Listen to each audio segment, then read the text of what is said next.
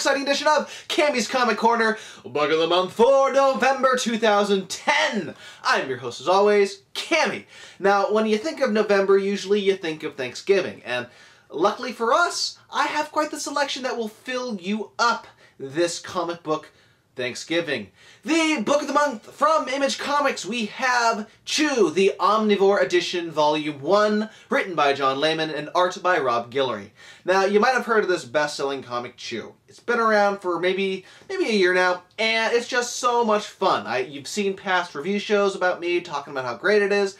Well, guess what? Now it's collected all conveniently into one nice, thick, Image-made hardcover. And if you know Image, they love their hardcovers. I mean, you can see right behind me, The Walking Dead. Great hardcover collection. And this Chew hardcover for the Omnivore Edition is looking great. I can't wait to see the rest of these lining my bookshelf. But basically, in a nutshell, if you don't know what Chew is about already, we have this one detective. His name's Tony Chew, and he's different. Why? Because he's a chibiopathic. Chibiopath is someone who can get a psychic impression or psychic reading of something that they eat. So if you eat a hamburger, you know exactly where that hamburger came from. You see the slaughterhouse. If you eat an apple, you see all the pesticides that were used to, clean that apple. If you eat beets, you don't see anything. You don't see beets. And that's why Tony loves to eat beets. But anyway, him and his detective buddy, or his partner, John Colby, they are on they bust into this one restaurant to apprehend these criminals who are serving and smuggling chicken. Now you might think, okay, what's so weird about chicken? Well, in this little world, chicken is, it's blacklisted. It's on the black market only, and ever since the avian flu outbreak that killed so many thousands of people, it's just illegal. And so the only way people can get their chicken kicks and their finger-looking good, food is to go to these underground markets. Well, since they're detectives, it's their job to stop it. Well, ever since this one bust, Tony gets recruited by the FDA, and these guys are like the FBI in this world. So now he's a special agent.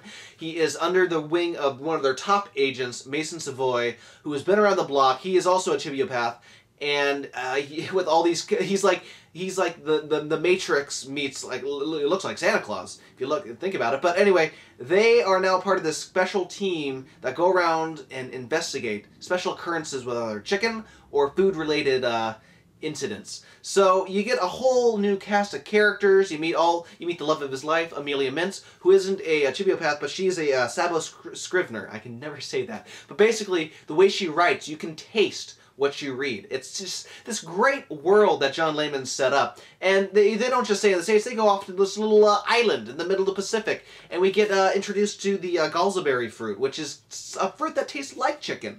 And speaking of chickens, we got Pollo, who's a fighting chicken, and he will fucking rip your face off because he's so fierce.